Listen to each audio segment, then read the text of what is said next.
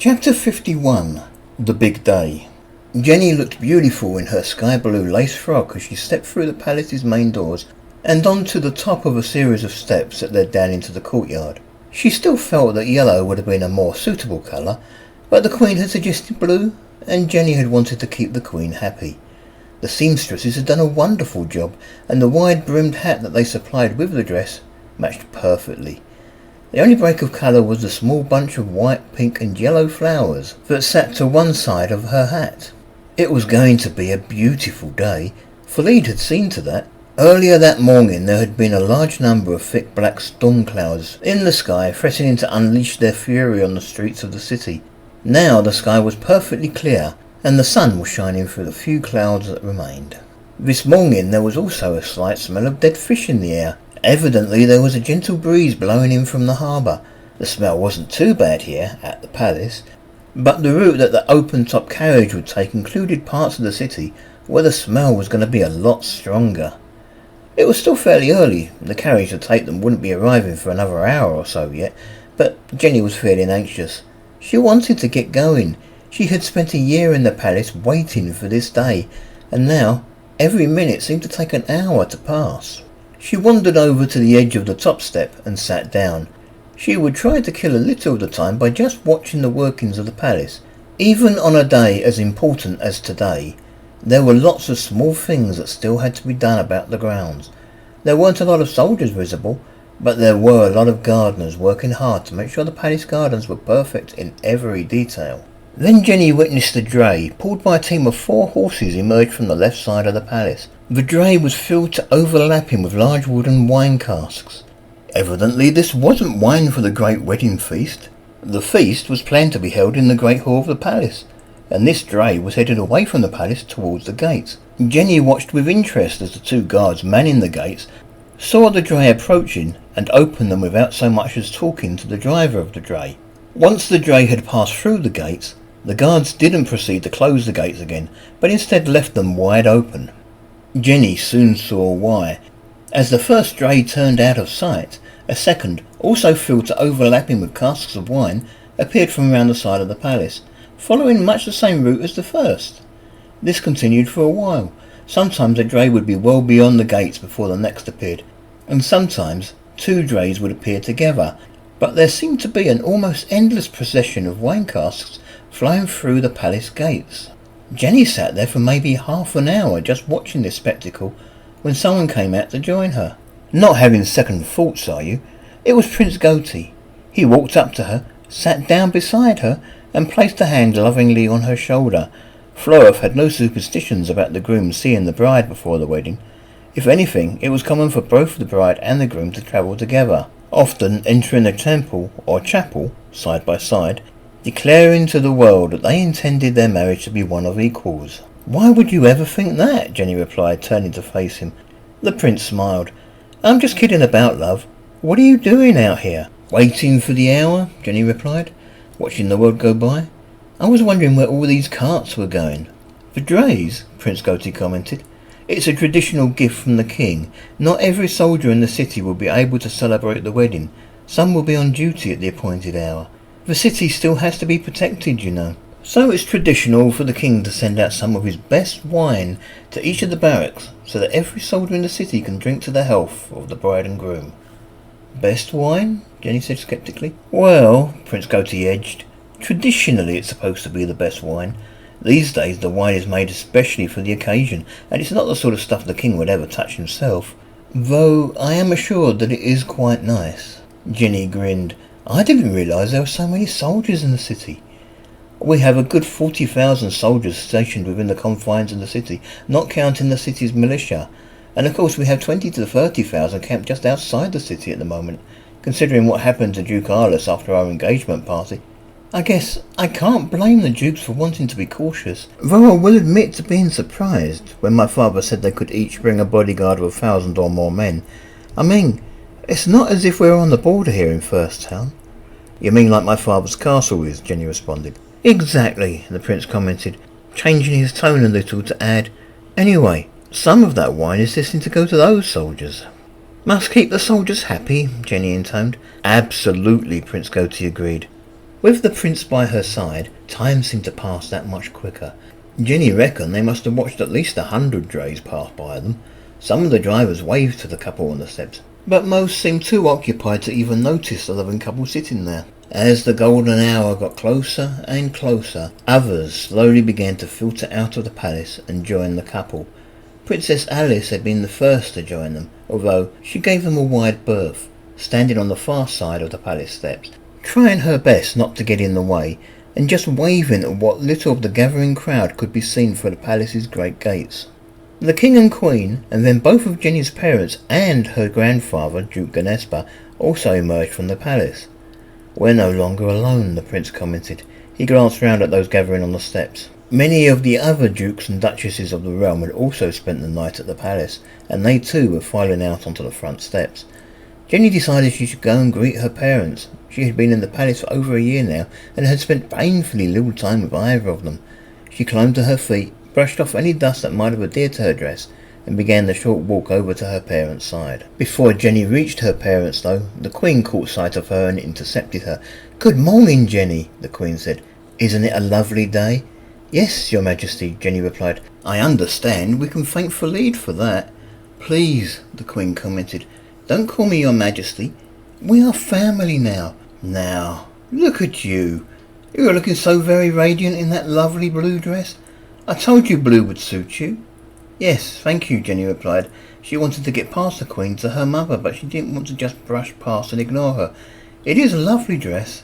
I think the seamstresses have outdone themselves." The queen grinned. "You're going to make every man in the city jealous of my son. Blue is traditional, you know. I married the king in blue. His mother married his father in blue, and so on. It's thought to be the colour of the gods. After all, when you look up into the heavens during the hours of daylight, what colour is the sky?" "Blue," Jenni acquiesced. "Oh," the queen said, "I still remember the day I got married as if it was just yesterday. The king was just the crown prince back then. Did I ever tell you I was the daughter of Duke Borton? I mean the old Duke Borton. The current Duke is my brother. I suppose it was always on the cards that we would marry. It was the same with you. We knew our son had his eye on you ever since he was about 12, and you were only 8. Whenever we'd visit your father's estates he'd always want to come with us, and once we arrived, he couldn't get away from us boring adults fast enough to go and spend some time with you." Jenni nodded. She looked around the queen at her parents and ran up at the queen's face and smiled. "It's funny. For a while I thought that Maribella and Tyr were going to be an item too. Think about it. 2 royals marrying members of the Moth household. Still, in the end she married Prince Tulf. It was probably just as well, really. It can make the other dukes nervous when too many members of one family marry into royalty." Jenni looked at the others gathered on the step. The place was looking quite crowded now with so many nobles. Yet, so far though, there was no sign of either Princess Maribella or her husband. Nor, now she come to think of it, was there any sign of either of her brothers. Likewise, although Duke Ganespa was there, once again she could see no sign of his son, Jenni's uncle Manipul. "I think Tyr thought the same. I'm not sure he's gotten over her yet." The queen nodded. "I hope he'll be all right. There are plenty of other eligible ladies in the kingdom.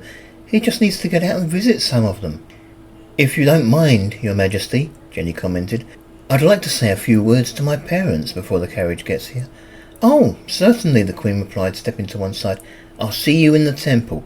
I'll be in the front row." Jenni stepped past the queen and made her way finally over to her mother. "Mother, father," she said. "Jenni," her mother called. "It's good to see you." The two hugged. "I won't hug you," her father said teasingly. "I don't want to make your husband-to-be jealous." "Oh, father," Jenni grinned. Then she grabbed him, and they hugged. "We have some good news," Briadim said as Jenni and her father released each other. "The king has assured us that after you and the prince are married today, your father will be free to go where he will." "In fact," Jenni's father commented, "he says that I should already consider myself to be a free man, but he insists that I should stay and attend the wedding." "Not that we'd miss it for the world," Jenni's mother added. "Once you are married," her father continued, "the king has invited us both to stay on indefinitely as honoured guests." "You're going to accept, of course," Jenni implored her father. "It'll be nice to actually get to spend some time with you both without having a bunch of guards constantly looking over your shoulder." "I think your father wants to get back to the castle," Jenni's mother commented. He wants to see what sort of mess your brother has made of the dukedom. Besides, her father added, you're going to be a princess of the realm. After today, armed guards are going to be one of the staple features of your life. Jenny, Prince Goatee was calling. Jenny turned to her betrothed and saw that the open-top carriage had arrived to collect them. You better get going, dear, Jenny's mother told her. We'll see you at the temple. We'll be in the front row with your brothers, her father added. Jenny turned back to her mother and smiled. Have you actually seen either Tia or Greyforth since they entered the city? Not yet, dear, Jenny's mother commented, but I'm sure they'll be at the wedding. Greyforth definitely isn't going to miss out on the feast anyway, her father suggested with a grin. Jenny sighed and said, I was hoping they would have been here at the palace to see us off. I haven't spoken to either of them for over a year. She began to wish that she had bothered to scry them that morning. For the last 3 days or so, they should have been doing nothing more interesting than travelling to the capital by carriage. As nice as it was to look in on her brothers, watching someone looking bored as the scenery passed them by hadn't seemed worth the effort. Besides, Jenny had been very busy herself these last few days, preparing for her wedding. I hope they'll be here, Jenny commented doubtfully. The roads in Demoff are quite treacherous since the elves started to cross the border. I hope nothing has happened to them on their way here. Jenny, Prince Goatee insisted. Your brothers can handle themselves, dear, her mother assured her. They are both knights of the realm, and they would hardly be travelling alone. Now, get going. Your prince is waiting. The city of First Town, as its name suggested, was the very first human settlement to be built on this continent. By contrast, the city of Lamington, all the way to the north in the dukedom of Demoff, was the last. Yet, by comparison, the buildings that graced the streets of First Town were a lot more modern, especially along the main thoroughfares, than those that had been erected in Lamington. It was a beautiful city. It was true that the closer to the harbour they got, the more the stink of fish seemed to pervade the very air. But the streets themselves were all clean and tidy, and in some cases even smelled a little of fresh paint. Then there were the crowds. The streets were filled with the cheering masses of the city, with militiamen on duty to hold back the crowds and keep them from rushing the carriage. Officially, the carriage was supposed to visit every street in the city. The fact was, it couldn't. Some streets were simply too narrow for the carriage to comfortably traverse, while others ended in dead ends.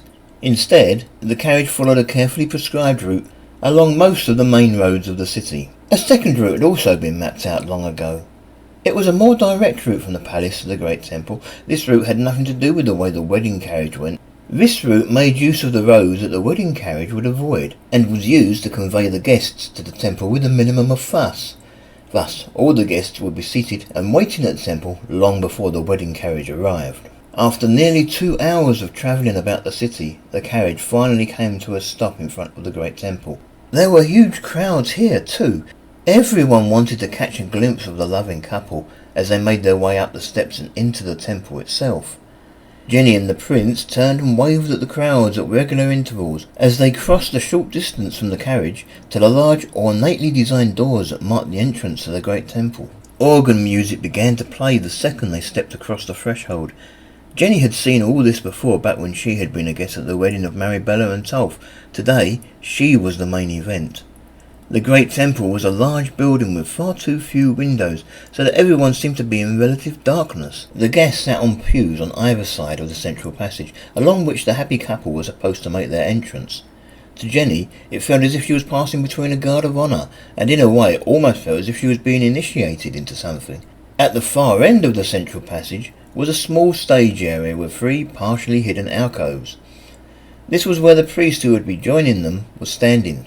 Still at the front of the temple, Jenny couldn't help but notice that the priest was wearing long yellow robes. She had thought that all priests in Florida wore white. The ones in Demoff certainly did. The last time she had been here, it had been so dark that she hadn't been able to see clearly what the priest had been wearing, but remembered thinking it was white then too. Jenny couldn't help but wonder if maybe this was the reason why the Queen had suggested blue, rather than the yellow that Jenny had originally wanted to wear. The priest pointed at the floor just in front of him, indicating the place where they should stop. Jenny and the prince did as they were bid, stopping at the indicated mark and facing towards the priest. "Clasp hands," the priest said. Jenny and the prince turned to face each other. Jenny took the prince's right hand in her right hand, and they held that position, looking a little as if they were about to compete in an arm wrestle. with their hands clasped at chin height, while their elbows settled at just above stomach level. "Good," the priest said. He placed his hands over theirs as if to check they were secure. He then took 2 steps back and headed over to the alcove on the left.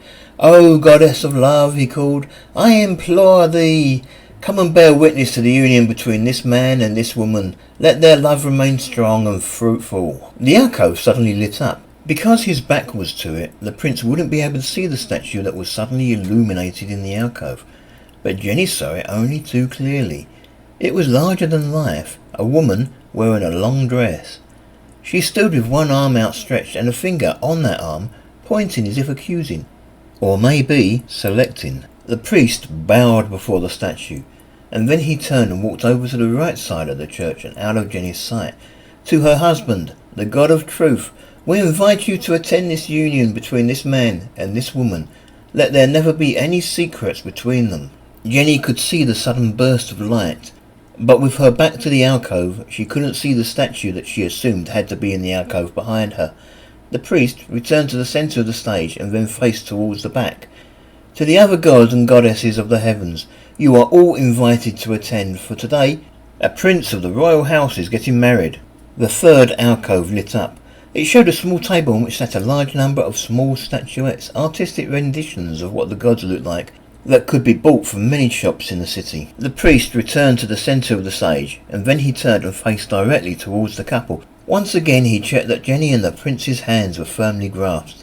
Then he stepped behind Jenni and addressed those gathered in the pews. "Lastly, we address the king, his wife the queen, all the dukes and duchesses of the realm, their children and their extended retinue.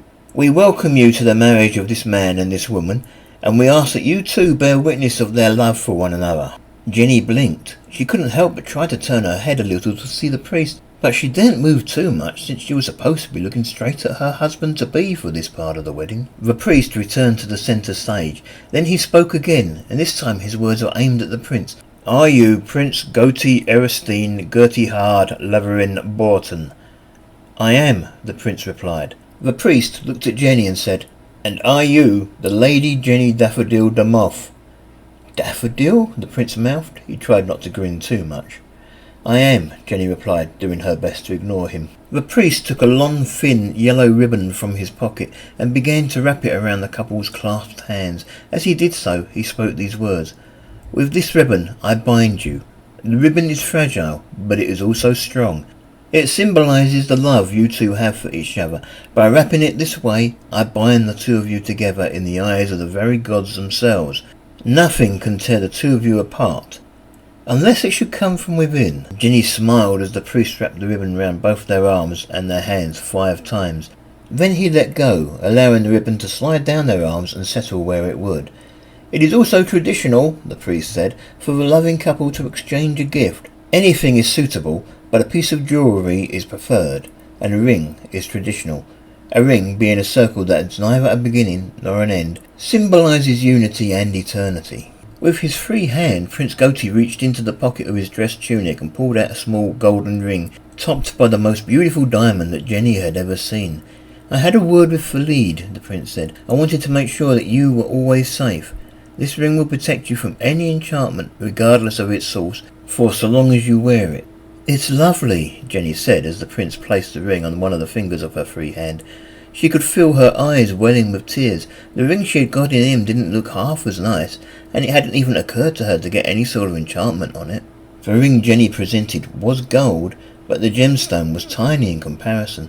Admittedly, it was more suitable that way to be worn by the prince, but Jenni still felt as if she would have liked to have given him something as impressive as the one he had gotten her. The priest slowly unwound the yellow ribbon. "O gods and noble folk of Florif, you have come today to bear witness to the marriage of these two and to the love they have for each other." The priest took the ribbon away, placed one hand on either side of the prince and Jenni's clasped hands, and pried them gently apart. "I separate them now, though they can never truly be separated." Then to the pews he announced, "I present to you Prince and Princess Goti Borton." Jenni couldn't help but beam as she turned to face her guests. It was like a dream come true, or a story from the nursery tales that her old nanny used to tell her to get her to sleep. She had gotten her prince. There were the King and Queen and Princess Alice, and they all seemed to be as happy as she was. Just across the central passage sat her mother and father. Her mother was wiping tears from her eyes. Oh, it was a wonderful day. It didn't even bother her too much that her brothers still weren't there to see it. As her mother had said, they would be there for the feast. Greyforth would never miss a wedding feast. His appetite was almost a match for races. The prince took hold of her arm and pulled it gently. Jenni turned and the prince embraced her in his arms. Then he bent his head just a little to kiss her. It was the first kiss they had shared since they had left her family castle. She fell deeply into it, and for a second it seemed as if she and the prince were the only ones in the temple. Only when Jenni and the prince parted from the kiss did she truly become aware of the cheering coming from the nobles. Then the king stood up and, turning to face the rest of the guests, announced, "Okay everyone, back to my place for the feast." His announcement was followed by more cheering. Jenni looked up into her new husband's eyes. She couldn't stop beaming. There was a bright future ahead for both of them, and one day, if the prince kept his promise, they would be able to call Race back from his exile. It was a most wonderful day. Horse and tiger. It was the best day of her life.